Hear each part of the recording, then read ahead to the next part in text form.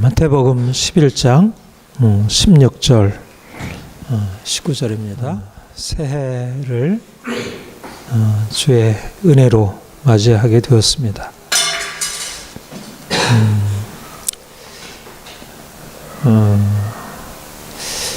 그 복음서를 보고 예수님이 행하신 일들을 이렇게 따라가다 보면 얼마나 예수님은 일반적으로 사람들이 알고 있는 삶과 다른 삶을 사셨는지, 그리고 예수님을 따르던 제자들이 예수님을 따라 사는 삶이 그동안에 그들이 갖고 있었던 삶과 얼마나 다르게 되는 것인지, 이것을 이렇게 너무나 이렇게 분명하게 보게 됩니다. 작년에 이제 그 복음서를 묵상하면서 이제 두 번이나 이제 하게 되었는데, 복음서를 통해서 예수님의 행적을 따라가고 제자들의 예수님을 따르는 삶을 함께 하면서 느끼게 된 것은, 예수님은 정말 이 세상에 계셨지만 이 세상 사람들과 너무나 다른 인생을 사셨구나. 그리고 예수님을 따라간다는 것은 그야말로 보통 사람들이 살고 있는 삶의 방식과 얼마나 크게 다른 것인지를 이제 깨닫게 되었습니다. 그것에 비추어서 오늘날 많은 사람들이 예수님을 믿고 따라가는 것을 보면 얼마나 예수님의 사신 삶과 또 예수님을 따르던 제자들의 삶과 다른지 이제 보게 되고, 그래서 다시 성경으로 돌아가서 예수님이 어떻게 실제적으로 사셨는지, 그리고 어떻게 우리가 이 땅에 살아가면서 예수님처럼 우리의 삶을 살아가야 할지를 찾고 다시 배워야 하리라, 그렇게 생각하게 됩니다. 말하자면 우리가 주님을 이제 만나서 주님을 따라간다는 것은 우리의 이제까지의 삶에, 익숙한 삶에서 벗어나서 이제까지는 살아보지 않았던 전혀 낯선 삶, 다른 삶으로 들어가는 것을 의미한다는 것. 그래서 우리 자신에게도 굉장히 낯설게 여겨지고, 또 다른 사람들이 우리가 새롭게 주님을 따라가는 삶을 바라보게 되면 어떻게 저렇게 살아갈 수 있나, 이상하기도 하고, 그게 굉장히 낯설게 여겨지고, 이제 또 때로는 또 위험하게 여기기도 하는 이제 그런 인생을 살아가는 것이다 하는 것을 좀 더 분명히 알게 됩니다. 아무튼 예수를 믿는 것은 그렇게 단순하지 않은 일이구나. 우리가 이 땅에서 주님을 믿고 주님을 따라간다는 것이 그렇게 쉬운 일이 아니라고 하는 것을 이제 알게 됩니다. 그래서 사실은 이제 우리가 새해 새롭게 출발하면서 어떻게 주님을 따라가면서 우리가 이제까지 살아왔던 삶의 방식을 이제 좀 뒤로 하고, 이제 주님이 보여주시는 새로운 삶의 방식, 하나님의 나라의 시민, 하나님 나라의 제자로서의 삶을 우리가 배워서 사실은 이제 쉽지는 않지만, 그러나 너무나 탁월하고 아름다운 그 인생을 우리의 것으로 삼고, 그래서 그로 인한 삶의 여러 새로운 변화들을 경험하는 것, 이것을 올 한 해 기대하게 됩니다. 여러분들과 함께 좀 신나는 모험, 주님을 따라가는 신나는 모험으로 들어갈 소망합니다. 저는 이제 오늘 본문으로 읽은 이 말씀을 굉장히 이제 마음에 많이 생각하고 있습니다. 우리가 예수님의 제자로서 이 땅에 살아간다는 게 무엇을 의미할까? 나는 이제 예수님이 말씀하신 여러 비유들이 있지만 사실은 이 비유만큼 우리가 이 땅에 그리스도인으로서 제자로서 살아간다는 것이 무엇인지를 단적으로 보여주는 그런 이제 비유, 이제 그림이 되는 말씀이 없다, 그렇게 생각이 됩니다. 사실은 이 비유에 대해서 많은 오해들이 있고 오히려 거꾸로 이해를 하는 경향들이 있어요. 그런데 사실은 이 비유에서는 사실 그리스도인들이 이 땅에 살면서 세상 사람들보다 어떻게 소외를 당하고 따돌림을 당할 수 있는지, 어떻게 낯설게 여겨지는지를 말해주는 것이라 그렇게 말할 수 있습니다. 예수님이 이렇게 말씀하셨어요. 이제 장터에 아이들이 이제 놀고 있었다는 것입니다. 뭐 그때나 이제 지금이나 아이들은 이제 노는 걸 좋아하죠. 뭐 지금은 뭐 우리가 장터에서 이제 아이들이 놀고 뭐 그런 거는 이제 별로 모르고, 지금은 놀이가 다 이제 그 집안에서 이제 많이 이루어지고 하잖아요. 근데 이제 실제적으로 장터에 아이들이 이제 놀고 있었는데, 근데 이제 아이들이 그 놀이를 통해서 굉장히 이제 즐거워하고 이제 그 잘 진행이 된 거예요. 모든 아이들이 다 즐거워하고. 그런데 우리가 이제 놀이 보면 어떤 놀이든지 뭐 이제 뭐 게임도 그렇고 뭐 운동 경기도 그렇고, 사실은 그 놀이가 잘 이루어지려면 이게 규칙이 있잖아요. 규칙이 뭐 이제 장기도 그렇고 뭐 바둑도 그렇고, 이제 그 아이들이 이제 저도 어렸을 때 뭐 이제 이런 뭐 이제 그 숨바꼭질 뭐 이런 것도 다 이제 규칙들이 있죠. 그래서 이제 규칙을 잘 지키는 게 중요한 놀이를 즐겁게 하는 그 비결이었습니다. 그러니까 처음에는 아이들이 규칙을 잘 지켰어요. 그래서 다들 뭐 놀이가 흥겹게 잘 진행이 되었어요. 그런데 중간에 이제 문제가 하나 생긴 것이에요. 이제까지 모든 아이들이 다 규칙을 잘 지켜서 놀이가 흥겹게 진행이 되었는데 사건이 일어났어요. 그거는 어떤 아이들 중에 마땅히 따라야 할 규칙을 지키지 않는 아이들이 일어나게 된 거예요. 발생하게 된 거예요. 그 놀이의 규칙은 뭐냐면, 이제 말하자면 일종의 뭐 결혼식 놀이일 수도 있고 장례식 놀이일 수도 있고, 아무튼 이제 그와 유사한 놀이였던 것 같아요. 그래서 이제 한 아이가 피리를 불면 모두 다 함께 춤을 추는 게 기본적인 놀이의 규칙이었어요. 그래서 어떤 아이들이 피리를 이렇게 잘 부르면 모든 아이들은 다 거기에 앉아서 이제 춤을 추고 막 힘겹게 이렇게 이제 신나게 거기에 이제 장단을 맞추는 것이고, 또 어떤 아이가 막 이제 슬피 우는 이제 장례식 놀이로 이제 들어가게 되면 모든 아이들은 다 함께 거기에 맞추어 가지고 막 가슴을 치고 이제 그런 이제 그 슬픔을 함께 공감하는 그런 표현을 하는 것이었습니다. 이게 이제 규칙이었어요. 그러니까 이 규칙대로 하게 되면 뭐 피리를 불 때 나름대로 거기에 함께 이제 힘겹게 하고, 또 슬피 울면 거기에 함께 가슴을 치고, 그러니까 놀이가 잘 진행이 된 거예요. 그런데 이제 무슨 일이 일어나냐면 피리를 부는데 춤을 추지 않는 거예요. 어떤 아이들이, 몇몇 아이들이. 그리고 슬피 우는데 함께 그 가슴을 치고 거기에 따라하지 않는 것입니다. 이런 아이들이 일어난 거예요. 그러니까 이제 이 일에 대해서 같이 놀던 아이들에게 이거는 굉장히 이제 문제가 발생한 거죠. 함께 이제 피리를 불면 춤을 추고, 슬피 울면 같이 거기에 장단을 맞춰서 가슴을 치는 게 마땅한데, 그러니까 이제 규칙이 깨어져가지고 이상하게 이제 판이 깨어져 버린 거죠. 흥이. 그러니까 우리도 이제 아이들이 이렇게 규칙을 안 지키고 가면 굉장히 이제 아이들이 이제 불쾌하잖아요. 그래서 같이 이제 놀던 그 주도하던 아이들이 그 따라오지 않는 아이들, 피를 불어도 이제 춤추지 않고, 또 이제 슬피 울어도 가슴을 치지 않는 아이들을 보고 비난하기 시작한 것이. 이렇게 이제 얘기를 했죠.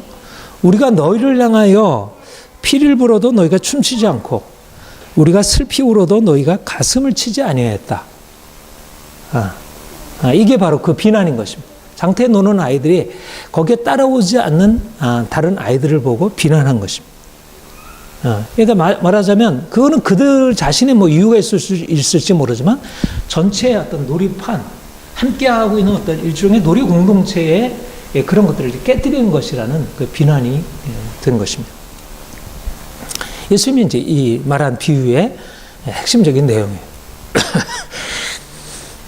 그러면 예수님은 여기에서 장터에 노는 아이들과 그 노는 아이들의 그런 규칙을 어기고 잘 따라오지 않아서 사람들이 비난을 산 이 아이들은 누구를 지칭해서 말한 것일까? 바로 예수님께서 그 다음에 이렇게 설명을 해주셨어요. 이게 바로 세례요한과 예수님 자신이라고 이렇게 말씀하신 것입니다. 세례요한은 어떻게 했나요? 여러분들 세례요한의 특징적인 삶은 어떻죠? 세례요한은 광야에서 회개를 외친 그런 선지자였어요. 그러니까 세례요한이 광야에서 메뚜기와 석청을 먹고 다른 사람들이 먹는 그런 음식도 줄기차게 이제 금식하고, 그리고 사람들이 그 세례요한한테 찾아오게 되면 사람들에게 이제 막 독사의 자식들아, 막 이제 심판을 경고하면서 너희가 회개하고 열매를 맺지 아니하면 하나님의 심판이 도끼가 남의 뿌리에 놓여서 내가 심판을 면치 못하리라. 이렇게 아주 두려운 하나님의 심판을 경고한 사람. 그러니까 세례요한은 사람들에게 있어서 너무 어두운 예언자였고, 그의 말씀은 그가 살아간 삶은 너무나 이렇게 지나친 극단적인 금욕적인 삶으로 여겨진 것입니다.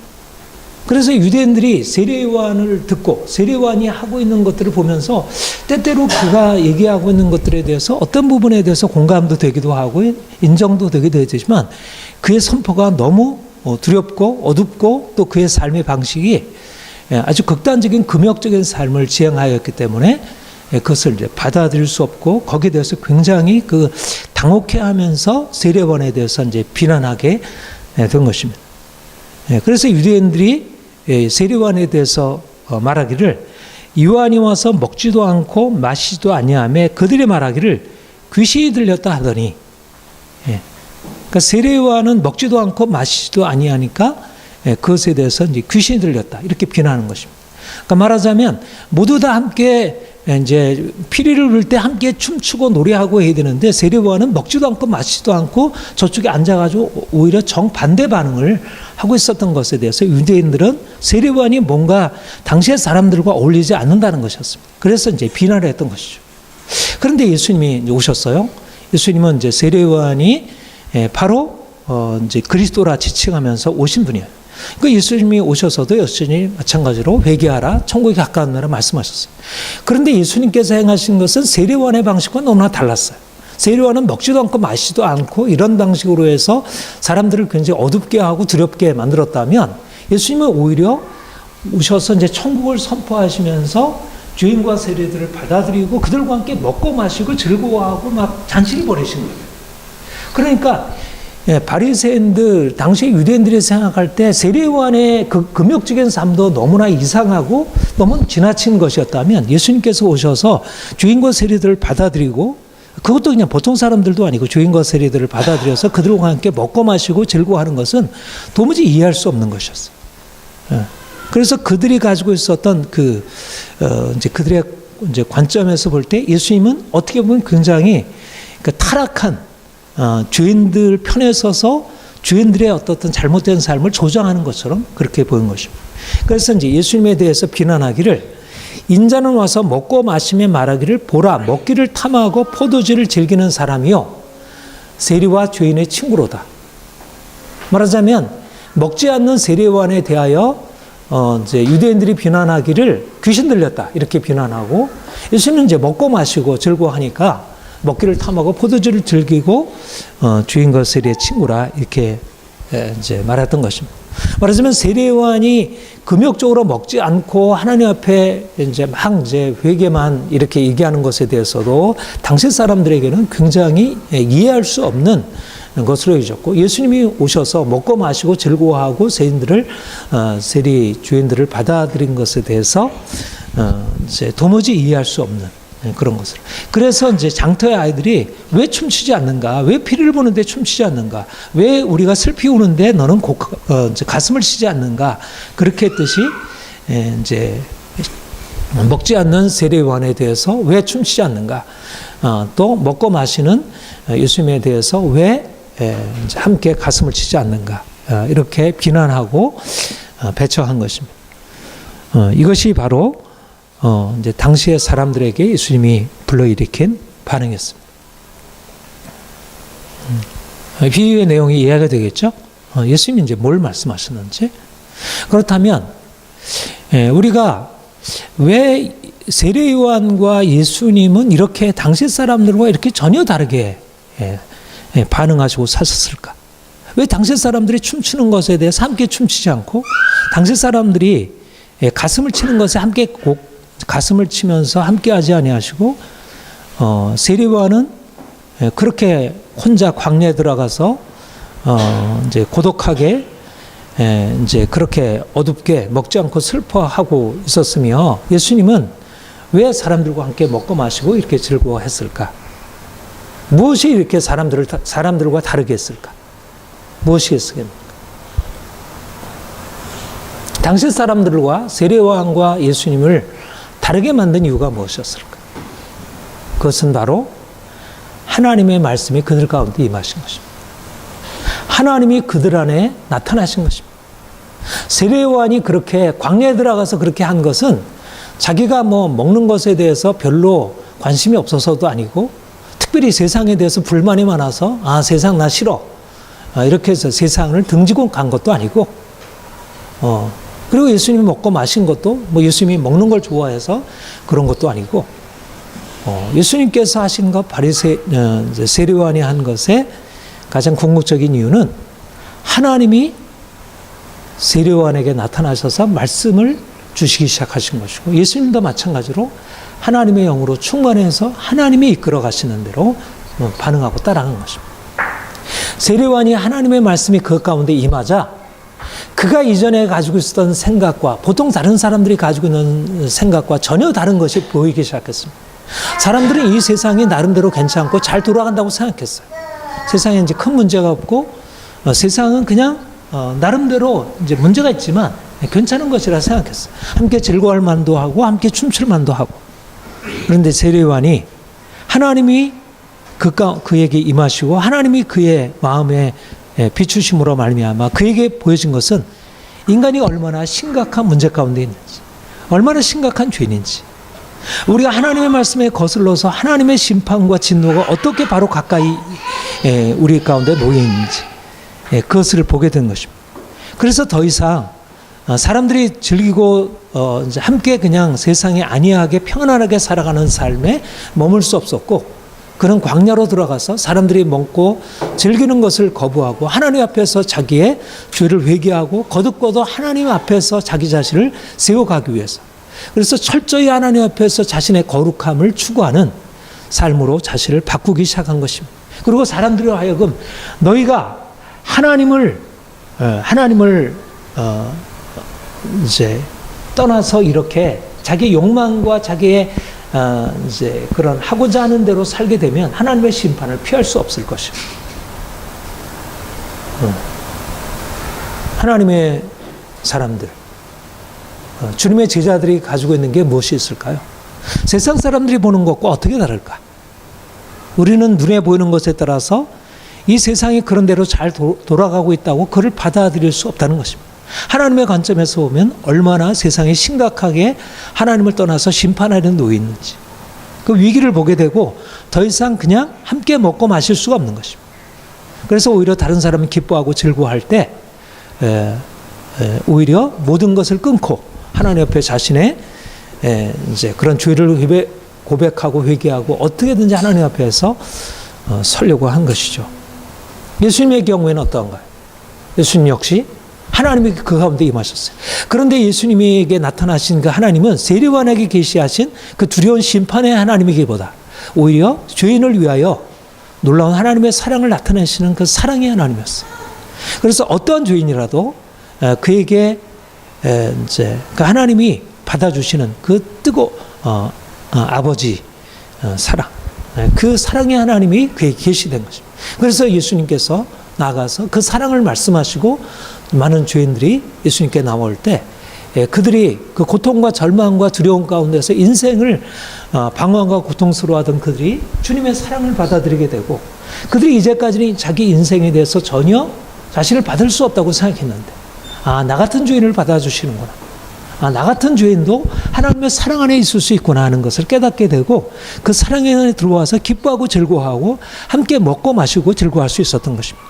그러니까 이제까지 사람들은 단지 세상에서 먹고 마시고 즐거워할 무엇이 있어서 이제 그들이 즐거워하고 기뻐했는데 이제 예수님을 통해서 하나님의 사랑이 계시가 되어 정말 사랑받을 수 없는 자, 용서받을 수 없는 자, 도무지 인정받을 수 없는 자가 하나님의 사랑 안에 들어가서 진정 기쁨과 자유함을 누리게 되는. 그래서 예수님이 그 하나님의 사랑을 제시해 주면서 주인과 세리들과 함께 먹고 마시고 즐거워하는. 말하자면 먹고 마시고 즐거워하는 것은 단지 육체의 기쁨을 넘어서 있는 하나님의 사랑이 가져다 주신 그런 진정한 자유였던 것입니다. 이것이 바로 세례요한과 이제 세례요한과 예수님이 사실 당시 사람들과 전혀 다르게 당시 사람들이 이제 세례요한을 또 예수님을 이제 비난하고 하나는 미쳤다, 귀신 들렸다 이렇게 하고 하나는 주인과 세리의 친구라 이렇게 이제 비난했지만 예수님과 이제 세례요한에게 있어서 그 삶은 너무나 분명했던 것입니다. 사람들이 눈에 보이는 그렇게 먹고 마시고 즐거워하고 하는 당연하게 이 세상 사람들이 모두 다 함께 공감하고 살아가는 삶의 방식을 넘어서 오히려 그들이 보게 할 때 너무 낯설고 이상한 방식의 삶의 방식, 먹지도 않기도 하고 또는 너무나 많이 먹고 마시고 하는 그 주님의 그런 이제 삶의 방식이 출현하게 된 것입니다. 바로 우리 제자들이 바로 그러한 삶을 사는 것입니다. 제자들은 누구일까? 보통 사람들이 보는 방식으로 눈에 보이는 것에 따라서 기뻐하기도 하고 눈에 보이는 것에 따라서 이제 슬퍼하기도 하고 거기에 따라서 인생에 대해서 자랑하기도 하고 부끄러워하기도 하는 대부분의 사람들의 삶의 방식. 그런데 하나님이 우리 인생 가운데 임하 계시게 되면 이제까지 우리가 눈에 보고 알고 있던 것과는 다른 것이 보이기 시작한 것입니다. 인생이 얼마나 처참한 문제 가운데 있는지도 보게 되고 문제 가운데 있는 인간에게 어떻게 하나님의 사랑으로 오셔서 우리를 치유하시고 새롭게 바꾸시는지를 보게 되는 것입니다. 바로 이러한 제자들의 새로운 삶의 방식을 세상이 이해를 하나요? 이해를 못하는 것입니다. 마치 피리를 불 때 함께 춤추지 않고 슬피 우는데 함께 가슴을 치지 아니하는 그 아이들을 보고 이제 놀이를 주도하는 아이들이 비난했던 것처럼 오늘날 주님을 따라가서 하나님께서 우리의 삶에 오셔서 말씀하시고 이끌어가는 삶을 따라가는 제자들의 삶은 세상은 도무지 이해가 안 되는 거야. 어떻게 저렇게 살아갈 수 있어? 모두 다 춤추고 있는데 왜 춤추지 않아? 모두 다 함께 이렇게 가슴을 치고 있는데 왜 곡하지 않아? 왜 가슴을 치지 않아? 말하자면 우리가 주님을 따라간다는 것이 이 세상에서 어떤 것을 의미할까? 우리에게서 너무 좋고 너무나 분명하고 확실한 것이지만 여기 안에 이렇게 하나님의 나라가 열리고 있다니 너무나 분명한 것이지만 세상이 바라볼 때는 그것은 전혀 정반대의 의미로 너무나 낯설고 이상하고 너무 이제까지의 삶의 질서를 이제 흔들어 놓은 것으로 그렇게 여겨지는 것이죠. 여러분, 우리가 주님을 따라간다는 것, 이 세상에서 어떻게 받아들여지게 되는지 우리가 분명하게 보고 알게 됩니다.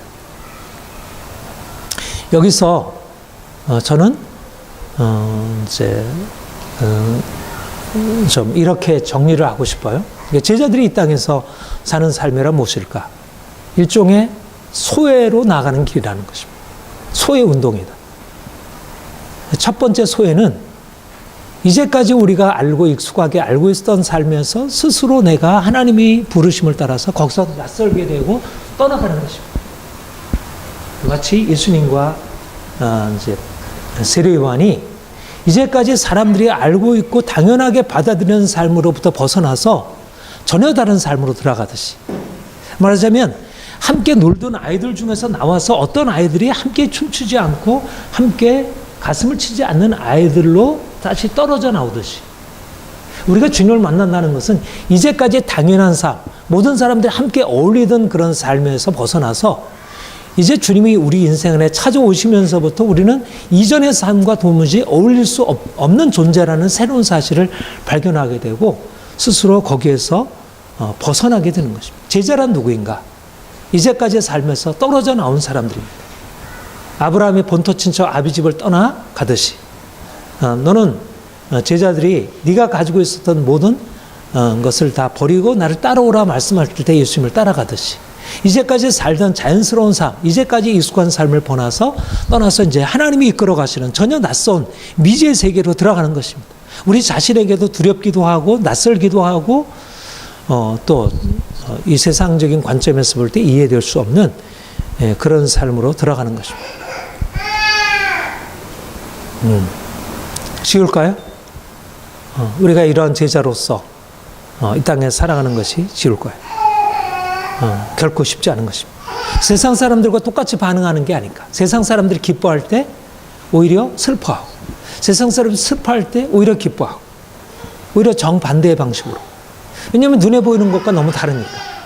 겉으로 볼 때는 슬퍼할 일인데 사실상 슬퍼할 일이 아니고, 겉으로 볼 때 기뻐할 일인데 더 이상 기뻐할 일이 아닌 것입니다. 내가 몸이 아프고 주변 사람들이 나를 비난하게 되면 슬퍼할 일이잖아요. 근데 그게 더 이상 슬퍼할 일이 아니라는 거예요. 내가 막 부자가 되고 막 사람들이 나를 환영해주고 인정해주면 내가 기뻐할 일이잖아요. 근데 그렇게 기뻐할 일이 아니라는 거예요. 그러니까 우리가 예수님을 더 알아갈수록 우리가 이 세상에서 당연하게 느끼고 반응하던 삶의 방식이 우리가 더 이상 계속할 삶의 방식이 아니라는 사실을 점점 깨닫게 되는 것입니다. 이것이 바로 우리가 이 땅에 살지만 이 세상에 속하지 않은 삶의 방식, 이것을 종말론적인 삶이다 이렇게 얘기를 합니다. 사도 바울은 이것을 이렇게 말하고 있습니다. 마치 무엇이 아닌 것처럼 호스메, 이제 히라버로 호스, 무엇 같이, 매, 아닌, 무엇이 아닌 것처럼 그렇게 이제 말씀하고 있습니다. 이제 고린도전서 7장 29절 30절에 보면 우리 같이 한번 읽어볼까? 시작. 때가 단축하여진 거로 이후부터는 안에 있는 자들은 없는 자같이 하고 우는 자들은 울지 않는 자같이 하며 기쁜 자들은 기쁘지 않는 자같이 하고 매매하는 자들은 매매하지 않는 자처럼 세상 물건을 쓰는 자들은 없는 자같이 하고. 왜냐하면 세상 행적은 지나갑니다. 말하자면 우리가 세상에 살면서 세상 사람들과 함께 동일한 삶을 경험하고 맛보지만 더 이상 동일한 방식으로 반응하지 않는다. 기쁜 일인데 기쁘지 않은 자처럼, 슬픈 일인데 슬프지 않는 자처럼. 왜냐하면 그냥 눈에 보이는 것에 따라 우리도 감정이 있고 우리 안에도 그것에 대해서 반응할 수 있는 그 반응하는 그 힘이 없는 건 아니죠. 그러나 그것을 보지만 전혀 다른 방식으로 바라보기 시작한 것입니다. 우리가 주님의 제자로 산다는 것은 이 세상에서의 삶이지만 이 세상과 다른 삶을 살아가는 것. 하나님의 나라의 삶을 새롭게 배우고 거기에 익숙해지는 것입니다.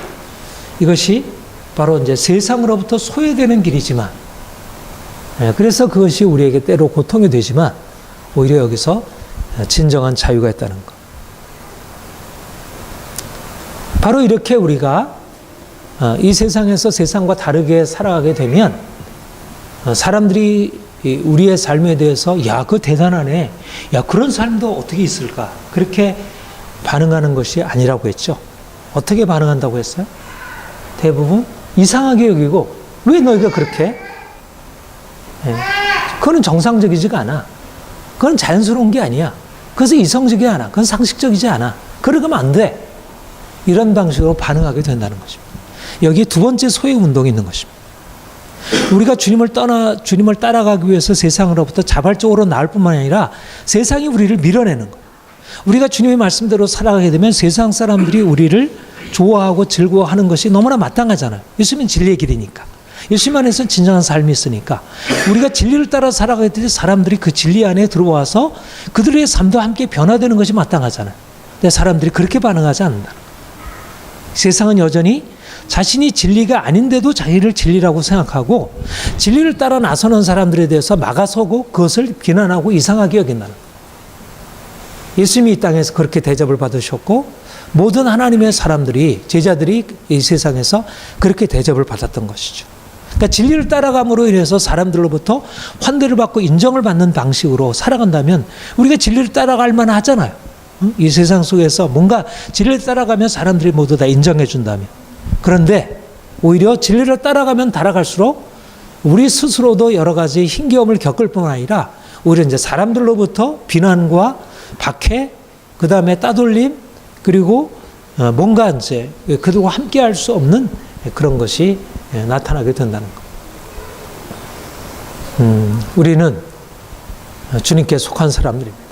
그래서 주님이 이 세상에 속하지 않았기 때문에 사람들로부터 미움과 박해를 받았듯이, 고난을 받았듯이, 우리도 주님을 따라가게 되면 오히려 세상적인 질서를 깨뜨리는 것처럼 여겨지고, 그래서 사람들이 비난하고 그것에 대해서 이제 인정하지 않는 게 너무나 당연하다는 것입니다. 그러니까 우리가 그리스도로 살아가고 제자로 살아가면서 세상 사람들이 우리를 사랑해 주지 않고 인정해 주지 않는다는 것은 이상한 일이 아니라 너무나 당연한 길이라. 세례요한이 그렇고 예수님이 그렇고, 너희는 왜 이렇게 하지 않니? 너희는 왜 춤추지 않니? 너희는 왜 가슴을 치지 않니? 이렇게 비난을 받은 것처럼 이 세상 속에서 진리가 진리로서 인정을 받지 못하고 제자가 세상으로부터 그렇게 인정을 받지 못한다는 것이 당연한 것입니다. 그런데 놀라운 사실은 우리가 세상에서 그렇게 인정을 받음으로 인해서 우리가 가지고 있는 진리의 가치가 떨어지는 게 아니고, 우리가 바른 길을 가지고 있다는 사실들이 부정당하는 게 아니라 오히려 그게 진리의 길인 것을 보여주는 것입니다. 예수님이 그 길을 가셨고 제자들이 그 길을 갔고, 여전히 이제까지 많은 교회사에 하나님의 사람들이 그 길을 감으로써 그들이 가지고 있는 진리를 오히려 분명하게 드러낸 것입니다. 진리는 사람들의 인정과 환대 속에서 받아지는 것이 아니라 오히려 진리는 오히려 거스러 나가고 사람들로부터 부정당하고 배척당하는 거기에서 우리가 진리가 진리된다는 것. 예수님께서 그래서 너희가 세상에 속하였다면 세상이 너희를 사랑할 터이지만 너희가 세상에 속한 자가 아니라 세상에서 나의 택함을 받은 자이므로 세상이 너희를 미워할 것이다. 그러나 세상에서는 너희가 환난을 당하나 담대하라. 내가 세상을 이겼노라. 분명히 세상에서 너희가 미움을 당하게 될 것이고 환난을 당하게 될 것이지만, 그러나 그것 때문에 두려워하지 마라. 담대하라.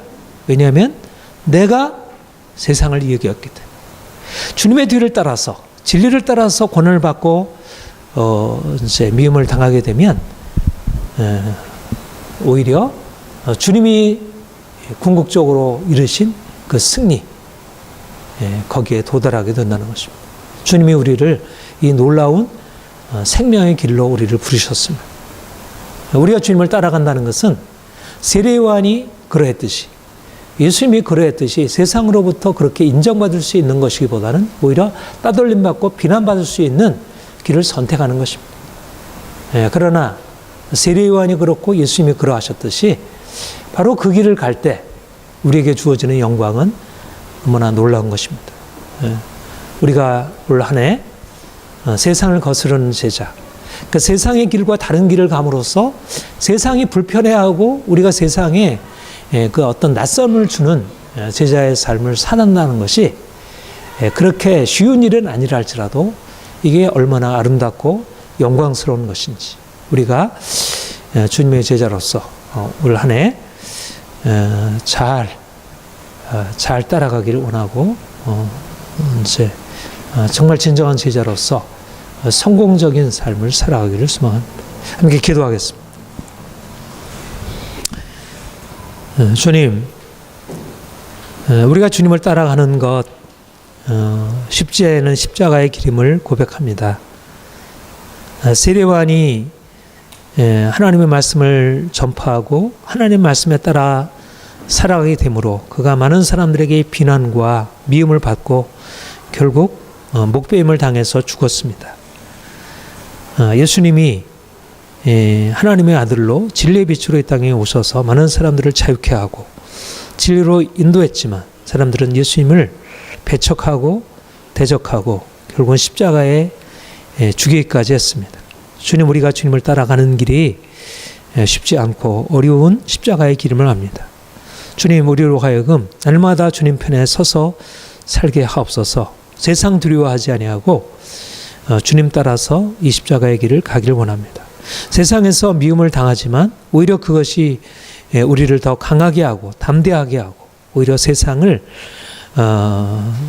넘어서 세상을 다스리는 하나님의 통치에 참여하는 것을 우리가 깨닫기를 원합니다. 귀한 주의 제자들을 온전하게 세우시고 그래서 하나님이 쓰심에 합당한 그러한 주의 귀한 그릇들을 되게 하옵소서. 감사드립니다. 예수님의 이름으로 기도합니다. 아멘.